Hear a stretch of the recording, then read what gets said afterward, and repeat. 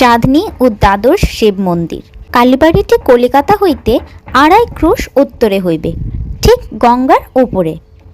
নৌকা হইতে নামিয়া সুবিস্তীর্ণ সোপানাবলী দিয়া পূর্বাশ্ব হইয়া উঠিয়া কালীবাড়িতে প্রবেশ করিতে হয়। এই ঘাটে পরমহংসদেব স্নান করিতেন। সোপানের পরেই চাঁদনী, সেখানে ঠাকুরবাড়ির চৌকিদারেরা থাকে। তাহাদের খাটিয়া, আম কাঠের সিন্দুক, 2-1টা লোটা সেই চাঁদনীতে মাঝে মাঝে পড়িয়া আছে। পাড়ার বাবুরা যখন গঙ্গা স্নান করিতে আসেন, কেহ কেহ সেই চাঁদনীতে বসিয়া খোশগপ্প করিতে করিতে তেল মাখেন। যে সকল সাধু ফকির, বৈষ্ণব বৈষ্ণবী অতিথিশালার প্রসাদ পাইবেন বলিয়া আসেন, তাহারাও কেহ কেহ ভোগের ঘণ্টা পর্যন্ত এই চাঁদনীতে অপেক্ষা করেন। কখনো কখনো দেখা যায় গৈরিক বস্ত্রধারিণী ভৈরবী ত্রিশূল হস্তে এই স্থানে বসিয়া আছেন। তিনিও সময় হলে অতিথিশালায় যাইবেন। চাঁদনীটি দ্বাদশ শিব মন্দিরের ঠিক মধ্যবর্তী।